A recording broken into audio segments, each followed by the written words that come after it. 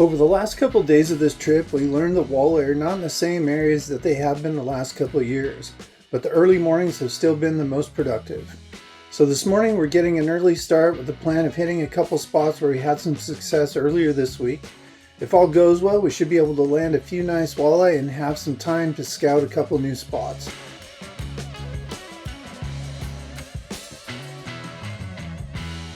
Yeah. Well, there we go. Oh yeah. Oh yeah.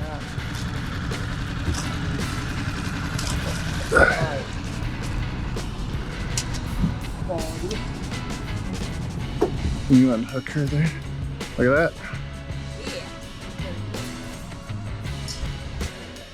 We are running some of the same lines that we had some luck on the last couple of years, but the water is almost at its highest point. High water mark, and the flow from the dam is different. The fish don't seem to be quite in the same places that they usually are. So we just went down through this line in a little bit shallower water, about 16 to 20 feet. Brittany got one pretty nice one, and we came back up a little bit higher, and we're going to go down on the outside and stay in around 35 to 45 feet and see if we can't figure out where they are. We've got all different colors on this morning. The one Brittany got was on the one that we call Popsicle. It's really bright, kind of perchy colors. And we're just getting ready to drop in and make another run down through here. And finally got a box of some better night crawlers, and the ones we've had are super skinny.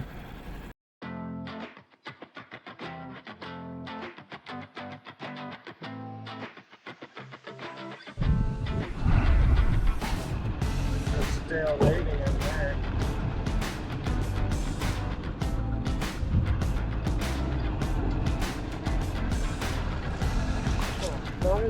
I thought it would be like a 4-pounder.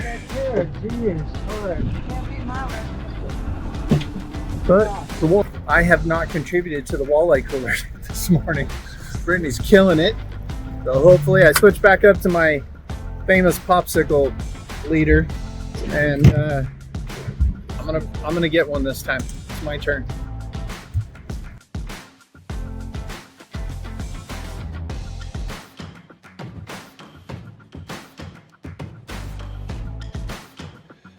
In my opinion, one of the things that makes a huge difference in the flavor of fish is to bleed the fish. Although there are many different methods to bleed fish, our go-to is cutting their gills. It clears the blood out of the meat and gives a much fresher, cleaner taste to the meat as well. The water's a little rougher up here, by the way. There's some flow. We came up closer to the dam. Gonna run a line down through here. A lot of boats fishing over this way, but it stays about 20 to 35 feet down through here. We'll get up here where there's a little more current. See if we can get some big ones.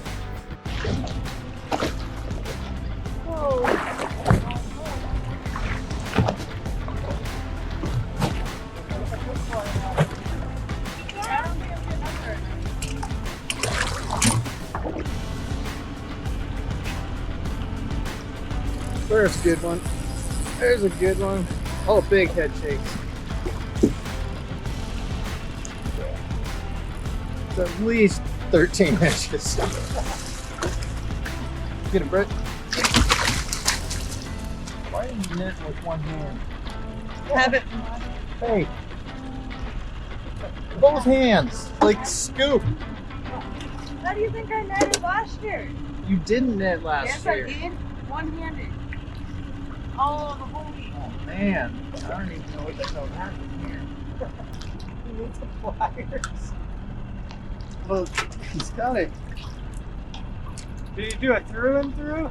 He did a through and through, but he got the freaking line wrapped around the hook and the net, and his mouth and his head. Oh my God. All right. Just gonna say it one more time. Brittany, two-hand the net. Two-handed. Like pretend you want him in the boat. One-handed. Oh, last year I did one-handed. I don't. Two hands on the net. Did I make nervous? Bring him over this way.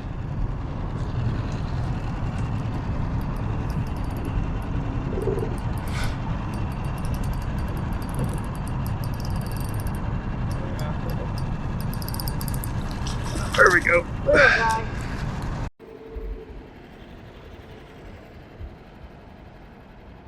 One of the things that we've found so far is like down below by where camp is, about 25 miles from here, the walleye are very consistently around where we were finding perch. So as soon as we started getting perch on, we usually found walleye. But they're here because of the current from the dam, and they just lay down in these lines and feed on stuff that comes out of there. But we're just staying right on the bottom, and when you get a walleye, it just feels like you're kind of, see, that's probably a little bass. Oh, yeah.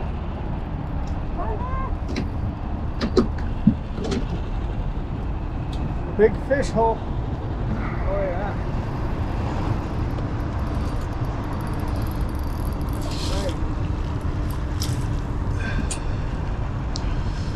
That's 3 on popsicle. Right? What's your guys' count for walleye today? Yeah. Thanks for pointing that out. What I was about to say before I was so rudely interrupted by Brittany catching a fish is that when the walleye grab it, it just feels like you're almost hung up on the bottom. Your pole will just start bending over. They don't really hit it like a bass or a trout. They just kind of grab it. And so just give a nice long, steady kind of hook set, and usually get them on pretty good. But they bite so much different than a lot of the other fish.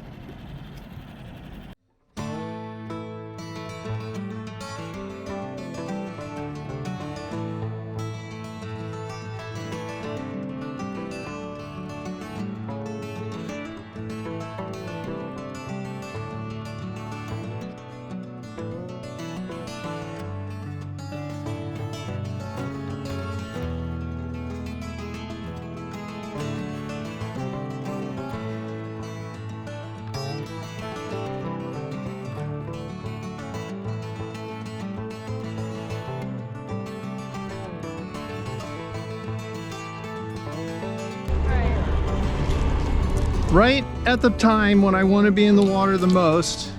Walleye are a schooling fish, and in most cases when you catch 1 or 2 in a spot, there's more. There's one particular deep transition where we are right now that we almost always get a nice walleye or 2.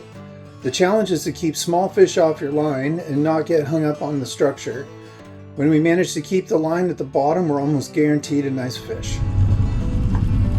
There's a good one.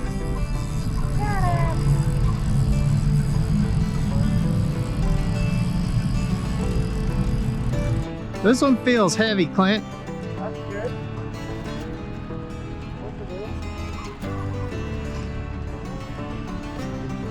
This is sideways in the current.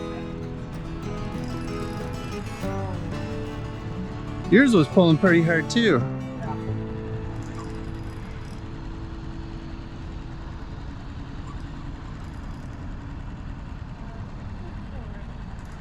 Feel like this one is a good one.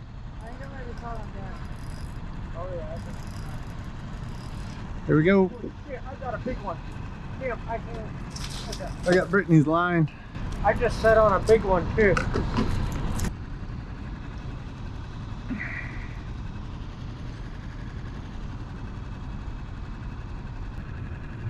Oh yeah. Oh yeah. Oh, there's a good one. There's a good one. Nice. Good, nice 3-pounder. There was 2 right there on that pass. Look at that one. Yeah. Nice job, Clint. That's a beauty. In that 40-foot hole. Yeah. Yeah, they were not very far apart. No. And both of them were decent size too. Yeah. Well, Brittany's up. I think we should just reel up and go back up there. We can do that. That works.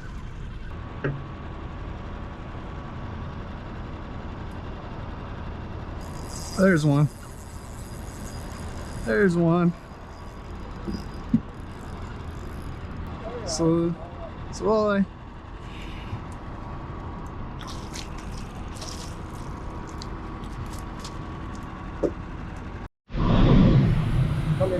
coming right up that hill.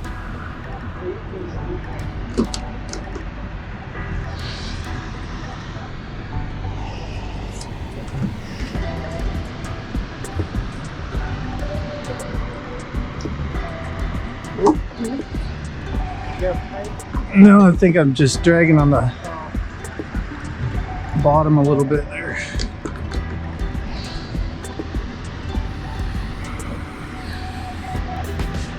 Oh yeah. There's a good one. As this morning has progressed, the bite slowed quite a bit. Usually in a hot spot, if we make a run through without a fish, we start looking for another spot. Being our usual spots from last year have been unproductive, we've been taking turns picking new spots, and now it's my turn. The spot I picked has a 25 foot to 40 foot depth we want, some structure on a gravelly bottom that always seems to attract walleye. However, this is the first spot that we've fished that is out in front of a thick weeded bay. Usually we fish deeper structure off of shorelines and submerged islands, but I've got a good feeling about this spot.